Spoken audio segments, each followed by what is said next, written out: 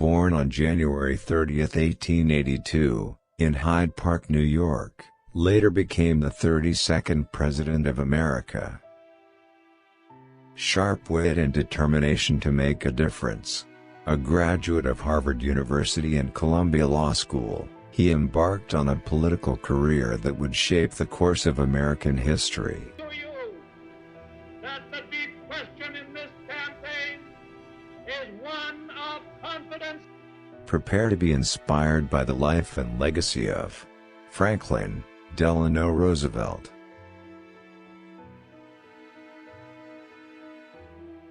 The only thing we have to fear is fear itself. The test of our progress is not whether we add more to the abundance of those who have much, it is whether we provide enough for those who have too little. This is preeminently the time to speak the truth, the whole truth, frankly and boldly.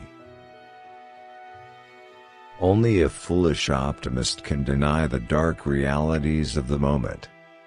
In these days of difficulty, we Americans must and shall choose the path of social justice, the path of faith, the path of hope and the path of love toward our fellow man. Human kindness has never weakened the stamina or softened the fiber of a free people. A nation does not have to be cruel to be tough. I see 1/3 of a nation ill-housed, ill-clad, ill-nourished. Happiness lies not in the mere possession of money, it lies in the joy of achievement, in the thrill of creative effort. Industrial combination is not wrong in itself. The danger lies in taking government into partnership. Men and nature must work hand in hand. The throwing out of balance of the resources of nature throws out of balance also the lives of men.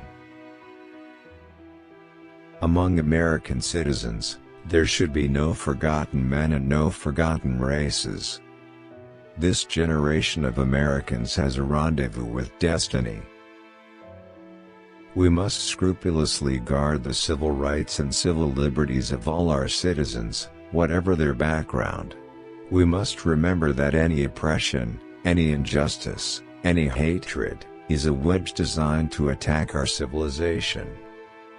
Who seek to establish systems of government based on the regimentation of all human beings by a handful of individual rulers, call this a new order.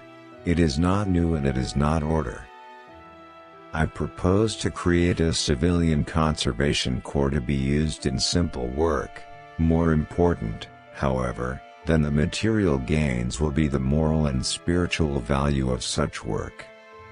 I have seen war. I have seen war on land and sea. I have seen blood running from the wounded, I have seen the dead in the mud. I have seen cities destroyed, I have seen children starving. I have seen the agony of mothers and wives. I hate war. Unless the peace that follows recognizes that the whole world is one neighborhood and does justice to the whole human race, the germs of another world war will remain as a constant threat to mankind. We must be the great arsenal of democracy.